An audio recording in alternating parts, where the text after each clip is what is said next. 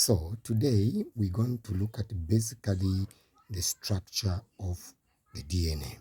Now, in the first place, I would want us to look at or to understand the DNA as a structure that actually exists in the form of a twisted structure like a rope. Now, this twisted structure of a rope, remember, primarily it comes from the chromatin network. The chromatin network, which is the condensed mass of the nucleic of the nucleolus in the nucleus, which contains the genetic material. So now, in this case, we have a twisted, if you look at this structure of the DNA, it is a twisted structure like a rope, which is actually coiled up. So like you can see there are two strands there. There are two strands that are twisted together. Now, so this structure is the natural shape of the DNA, and it is called the double helix. The double helix, right? So the natural shape of the DNA is said to be double helix. Okay. Now, remember, like I've said, that the DNA consists of two strands. These two strands, in the actual sense, the DNA, if we are to unwind this structure, you'll find that the DNA consists of two strands. And these two strands, they consist of complementary strands. It consists of complementary strands. Now, it goes this way. When we actually look at the DNA, remember, it's made up based on what we learned this far. We actually learned that the DNA is made up of a monomer which we call the nucleotide. So this is the nucleotide of the DNA. So this is the nucleotide. Okay. Now, if we look at this nucleotide, remember it consists of three main portions, three main sections. We have with N, which represent the nitrogenous base, Then we have also the circle there, which represent the phosphate. Now remember, in the examination, for examination purposes, always whenever you are labeling, you must write the names in full. So the circle there represent the phosphate, and the N there represent the nitrogenous base. So I don't have enough space there, I would have written them. Then we have this a pentagon shape, which represents the sugar. Now remember, because we're talking about DNA, the sugar yakhona, this sugar is said to be the deoxyribose. It's the deoxyribose sugar, because it is we are specifically talking about the DNA. Okay, I thought that it's very important that we remind each other on the monomer of the DNA or RNA. Remember, it's the nucleotide. Okay, now let's go back to what we are looking at here. We are looking at the structure of the DNA, which, remember, the natural shape we said is double helix, isn't it? So when we unzip it, this twisted structure of the DNA, we'll find that it's made up of two strands, isn't it? Now, let's look at the nitrogenous bases. The nitrogenous bases that are present, the nitrogenous bases that are present in a DNA, they are four types of nitrogenous bases, and this includes: one, we have what we call adenine. Is adenine, and normally we use the letter A. Okay, the letter A actually representing adenine. Then secondly, we have what we call thymine. Maybe I do this. We put A for adenine and T for thymine. Thymine. Remember, spellings are very, very important in this case. Okay. Then the third nitrogenous base there is no other than cytosine. So it's CYSINE,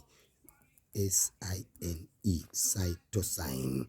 But don't cut it the way I've done or putting that it's a dash in between the letters.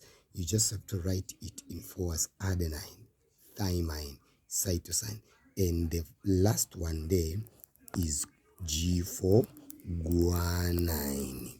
G for guanine. So there are four nitrogenous bases, that is adenine, thymine, cytosine, guanine. So this is very important. Now let's look at this here. The DNA structure here, which when it unzips, it actually gives us a double-stranded with the two strands. Let's take it like this. If, say, we have A there, then we've got C there, then we've got T, and we've got G, right? So these are base pairs. These are base pairs. Remember I talked about the nitrogenous present is adenine, there's thymine, there's guanine, there's cytosine, right? Now these nitrogenous base pairs, they have complementary bases, meaning that everywhere when you look at DNA in a DNA, A actually normally bonds with thymine, or A bonds with T representing what? Thymine. Then C bonds with G, meaning that C bonds with G, or G bonds with C. T, remember T bonds with the A. So here in this side, I'll put A. Then I've got G. G, remember C bonds with G. So if we have G there, it means you're going to have C, isn't it? So this is the base pairing. So meaning that this DNA strand that you see here, which has ACTG, the complementary strand, meaning that the base pairing that goes with the other strand, it must go this way, where A goes with T and C with G. Then it goes all that way. So I wanted to indicate that when we look at the DNA, a DNA can be a long strand with thousands of base pairs, of which these base pairs, they condense, they form a mass, and this mass which forms the chromatin network, which is found in the nucleus as well as in the mitochondrial, if we're talking about the animal cell. Okay, so this is very, very important. Okay, now having actually said so, remember it is having actually understood this section there. Now let's look at this. If we have this structure giving us the nucleotide, then I can actually draw another nucleotide that way, right? That way. In this case, remember, I'm not trying to draw like a fancy diagram, because here we are just drawing this for the purpose of our understanding, right? Remember, we are looking at the structure of what? Of a DNA. So in this structure of a DNA, it will look like this. Okay, now having actually looked at this structure, we must actually remember that remember there they were with a phosphate, with a sugar, we got a what? We got a nitrogenous base. Now I will name this nitrogenous base as adenine. Let's take it that this is adenine. Okay, so if this is adenine, this adenine will actually bond with another. We're going to have something like this there, right? Something like that. Then I'll do that. Then that side there we're going to have a phosphate. Then here we're going to have another phosphate which actually leads into another sugar, then goes on like that. Now this side here, we are going to have something like this. I'm sorry. Right. So just roughly like that. So this gives us now the double-stranded DNA. This is so in the exam, if they would actually label it like this, then they say label part B. So part B here is going to be the DNA. Why DNA? Because we can see it that this is a double-stranded molecule. So this double-stranded molecule, which consists of two strands, is the DNA. So what sugar is present there? That sugar that is present there is the deoxyribose sugar. Deoxyribose sugar. Right. Now, if we look at the base pairing, if we've got adenine there, it means the complementary base pair of adenine is thymine. So here we're going to have what? Thymine. Is it clear?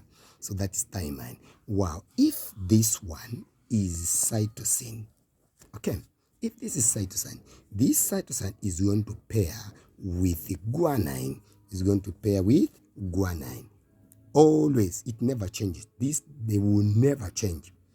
Yeah, if I was going to say until, if anything, I would have said until Jesus comes. So this base pairing, it goes that way. A bonds with T and C with G. Right. Now, these nitrogenous bases, they are actually joined by the bonds, and these bonds in between, they are called the weak hydrogen bond. The weak hydrogen bond. Weak hydrogen bond. So the weak hydrogen bond, in other words, they actually join the two base pairs together. We've got the adenine and thymine. They are joined together by the weak hydrogen bond. And the same thing exists there. So we've got the weak hydrogen bond there between cytosine and guanine, as well as between guanine and the thymine. So this is the basics of our understanding of the structure of the DNA. I only hope that you have actually understood. Let me actually cut it short and leave it for now. Thank you.